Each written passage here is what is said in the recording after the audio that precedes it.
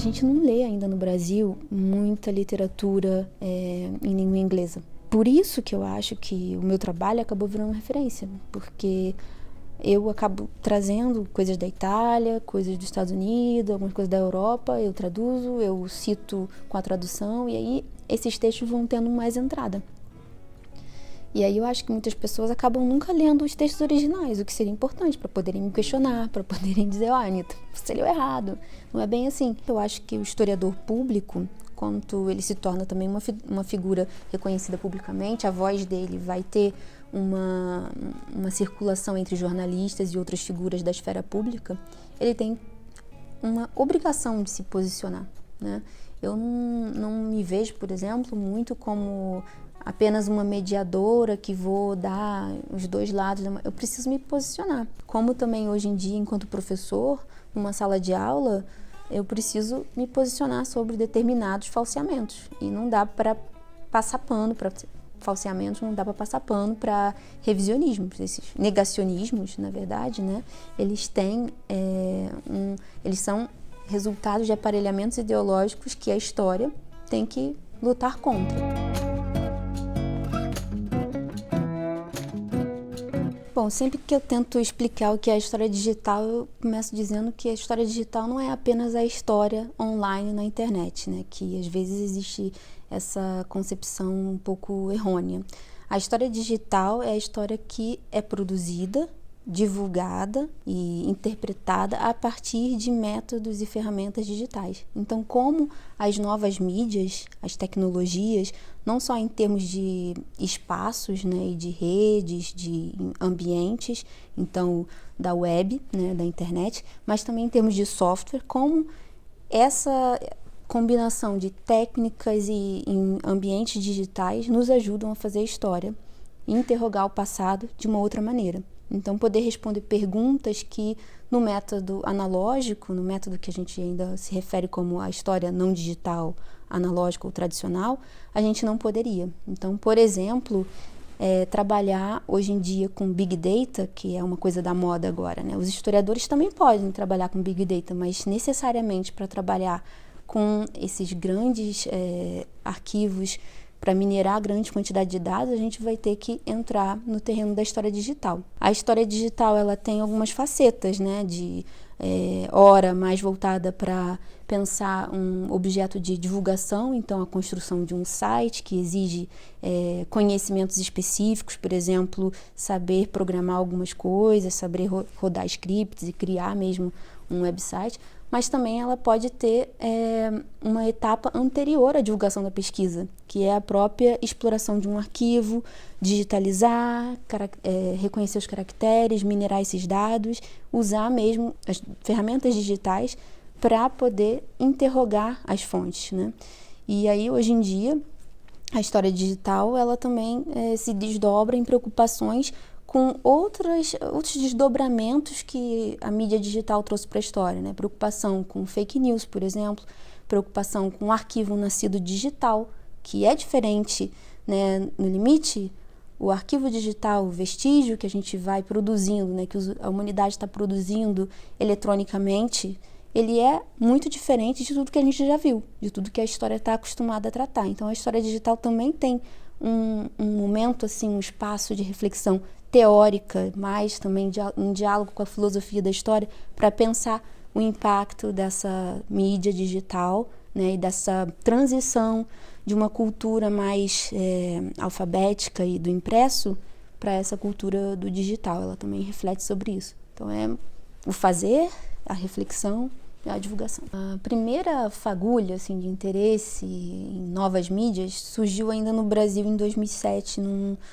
curso tópico especial com o professor Manuel Salgado sobre memória, história e patrimônio. E eu comecei a pensar na memória, né, na internet. Tinha esse interesse na interação memória-internet. Aí aconteceu a possibilidade desse intercâmbio que eu fiz em 2008 na Universidade de Florença. E nesse período que eu estava em Florença, eu tinha o costume de ir para a faculdade e depois ia visitar coisas, ver as bibliotecas, livrarias. E por um acaso, foi realmente assim, aquela coisa bem a serendipidade trabalhou positivamente para isso. Eu passei numa livraria e encontrei um volume que se chamava La Historiografia Digitale. E aí, quando eu comecei a folhear e ver os conteúdos do livro, os artigos, eu pensei, nossa, aqui eles refletem exatamente aquela coisa que eu estava pensando da internet com a memória. E comecei a achar que tinha potencial, né? Mas eu não tinha nenhuma leitura de base, né? Eu tinha, assim, curiosidade, questionamentos. E comecei, então, a devorar coisas. E um dos autores, né, um dos textos desse livro era o Sérgio Noiret. E na época eu estava em Florença, o Sérgio Noiret trabalhava no Instituto Europeu que fica em Florença, em Fiesole, e eu resolvi, assim, numa cara de pau, ir lá, bater na porta e falar com ele. E aí eu cheguei lá, sem encontro marcado, sem nada, a recepcionista da biblioteca falou, mas você tem um horário? Eu falei, não, eu queria falar com ele sobre um texto. E assim foi a nossa primeira interação. Comecei a contar para ele o que eu tinha interesse, né? Sobretudo na questão da memória, que eu pensava como ia ser, preservação. Depois começou também logo a discussão sobre o direito do esquecimento. Então eu tinha um pouco essa questão, mas ainda não pensava, por exemplo, não se discutia com esses termos a questão de patrimônio digital, por exemplo, né? Era ainda uma coisa mais mesmo do vestígio, dos egodocumentos e da internet. Egodocumentos assim, por exemplo, blogs, né? Que eu acho que é um egodocumento digital. O Sérgio, naquela ocasião, me deu uma grande quantidade de links e me sugeriu ficasse lá na biblioteca do Instituto Europeu, olhando e explorando, para depois a gente conversar. E assim começou. Aí foi o Sérgio que me deu pela primeira vez uma referência do Centro de História e Novas Mídias da George Mason, na Virgínia, nos Estados Unidos. E aí começou a minha primeira, assim, foi a semente do que depois virou a minha dissertação de mestrado, onde eu comparei os primeiros desenvolvimentos da história digital na Itália, que se expressava ainda sobretudo sobre essa rubrica da historiografia digitale, que eu achava interessante eles chamarem de historiografia, né, essa atenção à operação historiográfica. E nos Estados Unidos também, o primeiro desenvolvimento, assim, os primeiros 10 anos da história digital e alguns laboratórios e centros que estavam propondo projetos, criação de ferramentas e tal. Então começou em 2007, mas explodiu para mim mesmo como uma questão em 2008. Projeto de doutorado, eu trazia as questões que ficaram da dissertação de mestrado, que era, será que realmente as mídias digitais estão mudando a forma como a gente faz a história dessa maneira tão radical? Será que não é só um outro suporte, né? E eu tinha a sugestão de que não, mas eu queria entender como e por quê. Quando eu propus o projeto de pesquisa para o Luxemburgo, o Laboratório de História Digital tinha acabado de ser fundado, de 2014 para 2015. Eu comecei a pesquisa em 2015 aqui, sob a orientação do professor Andreas Vickers. Desde o início, o projeto tinha 2 níveis. Um nível experimental, em que existia a ideia de eu realizar um estudo de caso em que me permitiria trabalhar com documentos nascidos digitais. Eu queria muito que tivesse essa dimensão de trabalhar com os dados assim quentes, né? Que existe toda uma discussão sobre arquivagem quente, que é o warming archiving hoje em dia, né? Que vem do surgimento desses arquivos espontâneos todo o tempo na web. Eu queria trabalhar com isso e tinha uma dimensão de reflexão teórica. Na parte da mão na massa, digamos assim, né, que era um dos aspectos que o Laboratório de História Digital focava muito, né, hands-on, era muito importante para mim que eu conseguisse desenvolver o projeto eu mesma, em vez de, por exemplo, encomendar um site para alguém. Então, a ideia do projeto, para poder explicar melhor como foi feita essa artesania, né? Eu tinha um objetivo de interrogar o trabalho com as fontes digitais, nascidas digitais, e o impacto disso na operação historiográfica. Construí um estudo de caso, que para o caso luxemburguês era bastante relevante, que é pensar a memória da imigração a partir de um experimento de crowdsourcing. O Luxemburgo é um país com uma grande quantidade de imigrantes, tem 45% da sua população de imigrantes, e na época eu construí uma pergunta que seria para comparar, sobretudo, os italianos e os portugueses, fazer um crowdsourcing de fragmentos de memória, que era um outro aspecto que eu estava interessada em trabalhar com fragmentos narrativos e não necessariamente só longas formas de entrevistas de história oral, né? Aproveitando essa espontaneidade nessa forma prompt do arquivo digital. E eu comecei a pensar como construir isso, e esse seria, o estudo de caso seria o meu, digamos assim, laboratório, onde eu ia observar o efeito de tal ação na minha operação historiográfica, como determinada ferramenta estava condicionando, né, a minha maneira de pensar sobre a história, o que eu poderia perguntar e as pessoas que eu interpelaria. O projeto era de história digital e ao mesmo tempo de história pública, porque eu queria trabalhar também com o público de outra forma, e não necessariamente simplesmente chamar de história pública porque eu divulguei para mais pessoas. Então a ideia era que a participação da comunidade de imigrantes que eram interessadas no projeto fosse uma participação qualitativa, não apenas de dar os dados, mas também de definir como o projeto deveria acontecer. Eu trabalhei um pouco numa linha de design colaborativo. Esse design colaborativo era, por exemplo, eu perguntar para as pessoas que faziam, assim, as pessoas que eu contactei durante o meu trabalho de campo para sondar o território, construir o projeto, perguntar para essas pessoas como elas gostariam de compartilhar a história delas, né, da experiência de vida, de trajetória de imigração no Luxemburgo. A minha ideia, na época, era inspirada nos projetos dos Estados Unidos, os primeiros projetos de crowdsourcing, por exemplo, o 11 de setembro, o arquivo desenvolvido pelo George Mason. Eu pensava, vou fazer uma coisa assim, uma página e a pessoa faz o upload daquele fragmento. Só que isso, em 2015, já era obsoleto. Aquilo tinha uma cara da web 1.0. E as pessoas começaram a me dizer que eles queriam 2.0. Eles queriam era a conectividade social, eles queriam interação. E uma das coisas que me marcou muito foi uma pessoa, né, nessas minhas rodas de impressões sobre o projeto, que me disse, eu não quero botar a minha história numa caixa vazia. Eu quero ver como as pessoas vão interagir, quero ver outras histórias. Então isso determinou que, em vez de construir uma ferramenta de colheita toda nova e um site novo, eu ia trabalhar com redes sociais. E aí eu tinha uma experiência no Rio de Janeiro com os projetos de documentários sobre a cidade do Rio, o Rio 365 e o Rio 450 de Instagram. E eu pensei, vou trabalhar então com hashtag de novo, vou ampliar isso para Facebook também, porque Facebook e Instagram são as redes principais aqui no Luxemburgo.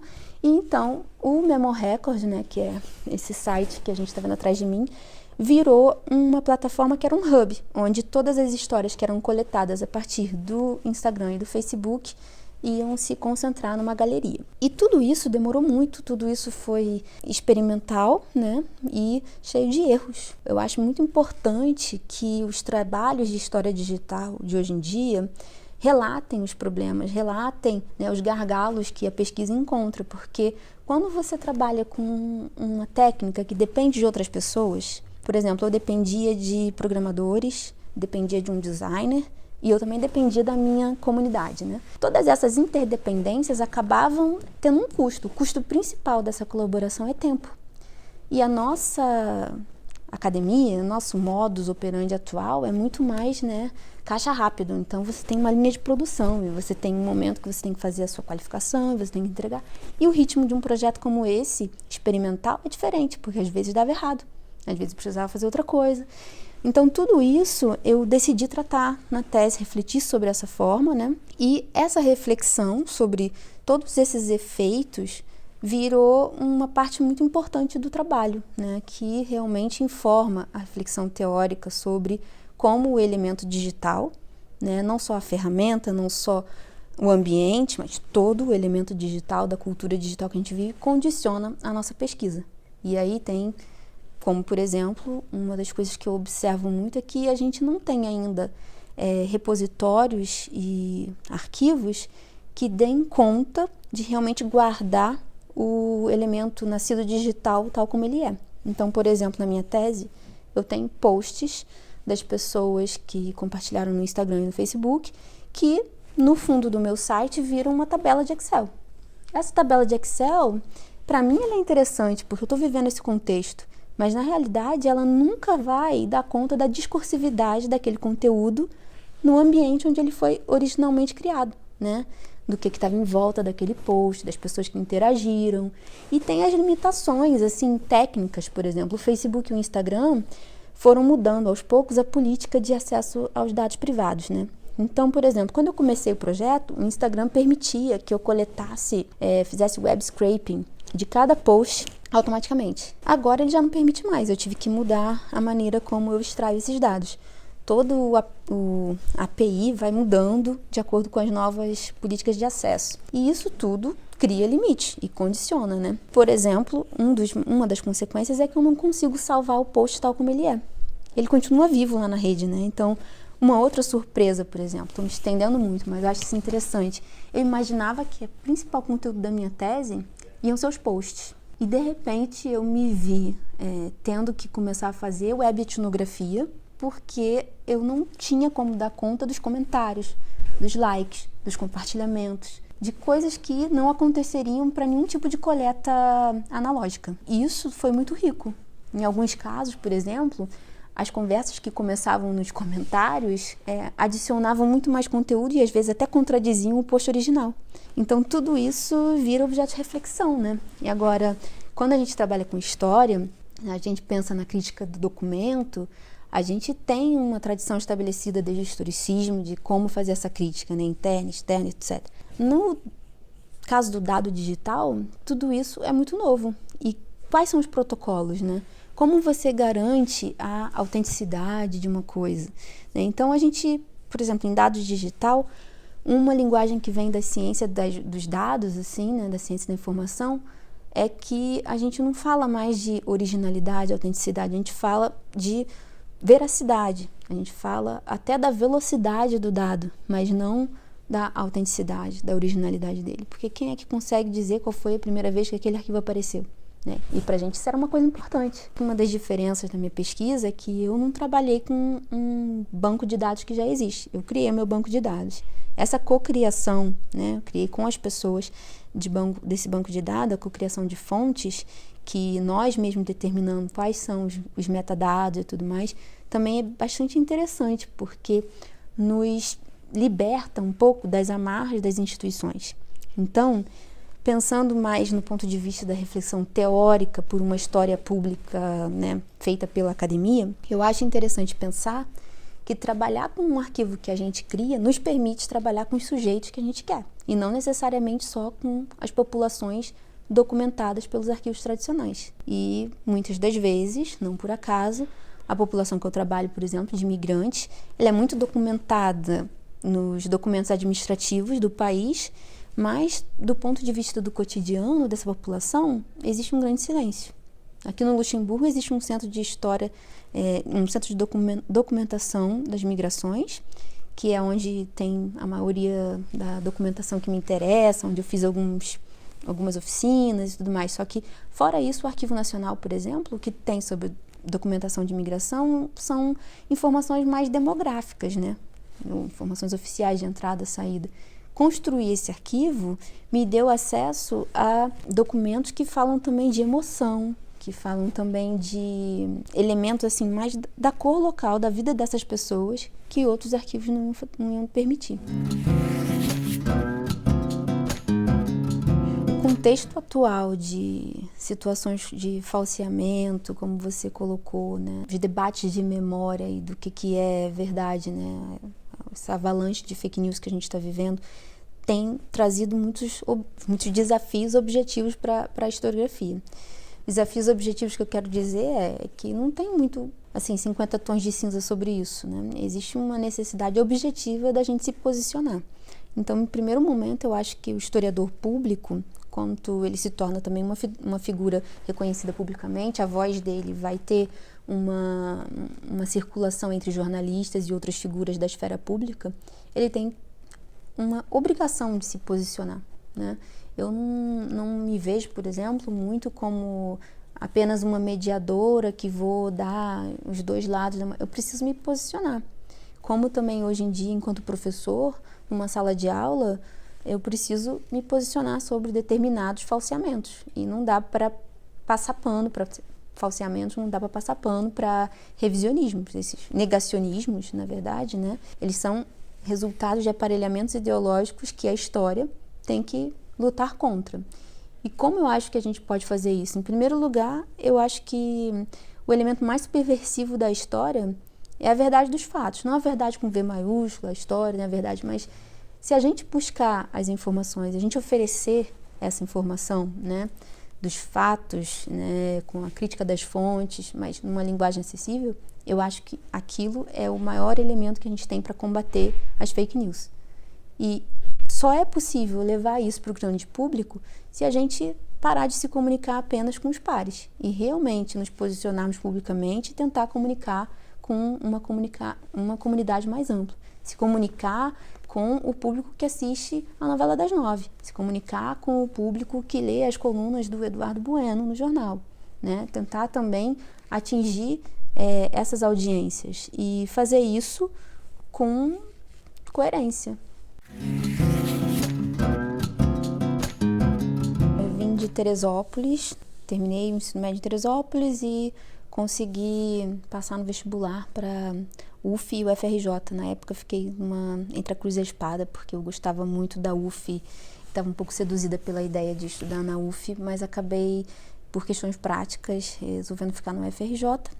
Iniciei a graduação lá no IFIX, hoje Instituto de História, em 2016 e concluí em 2011. Em seguida, um pouco quase que emendei num mestrado no programa de História Comparada, também na UFRJ, sobre orientação do professor Dilton Maynard. Esses dois processos formativos assim, foram marcados por, sobretudo, os professores, né? O Dilton permanece muito na minha vida, continuo em contato com ele, a gente troca muito, escrevemos juntos e tudo mais.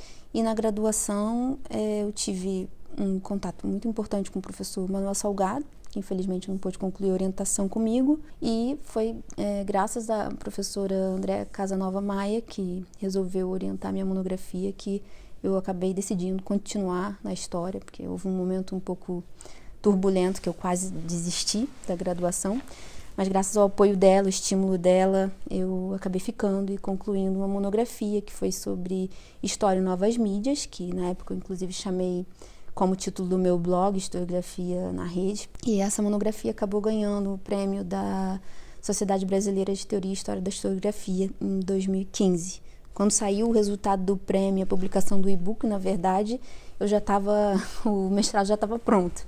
Mas sim, foi uma coisa gratificante, né? Em 2014, eu estava pensando o que fazer de doutorado, né? E eu comecei a procurar a possibilidade de continuar a pesquisa em História Digital no Brasil. Eu busquei alguns programas e professores que poderiam me orientar, mas em todo lugar que eu tentava, havia sempre uma conversa de seria legal se você buscasse alguém que pudesse de fato te orientar e te instigar e te trazer desafios, porque aqui, até agora, é você que está fazendo esse trabalho, então você precisaria de alguém que tivesse algo mais do que você já fez para te provocar. Então eu comecei um diálogo, por exemplo, com o professor Matheus Pereira na UFOP, com o professor Henrique Estrada na PUC, cheguei a começar um doutorado na PUC e no primeiro semestre, durante esse primeiro semestre ainda estava aquela coisa de sai ou não sai a bolsa, e eu descobri que existia esse laboratório de História Digital na Universidade do Luxemburgo. E fiquei muito seduzida pela ideia de um laboratório, justamente pelo aspecto experimental do laboratório, enquanto que na PUC a minha tese ficaria muito, de novo, uma discussão de literatura, uma coisa mais investigativa de um ponto de vista teórico, enquanto num laboratório eu imaginava que eu ia ter a chance de botar a mão na massa e de realmente construir um projeto digital que me permitisse me interrogar sobre os limites e possibilidades dos métodos digitais que eu vinha discutindo na dissertação de mestrado. E aí eu descobri essa vaga, pensei, bom, eu tenho a cidadania italiana, podia, por sorte, né, tive esse privilégio. Uma das coisas que o meu pai fez direito na vida foi me dar esse passaporte. E aí eu pude aplicar para o Fonds National de la Recherche em Luxemburgo e consegui um projeto de doutorado. Esse projeto foi financiado por essa agência de fomento luxemburguesa durante 4 anos e eu tive uma extensão para concluir a pesquisa no 5º ano, que é esse ano. E é o momento que eu me encontro agora, finalizando o texto, depois de alguns sufocos, mas chegando lá.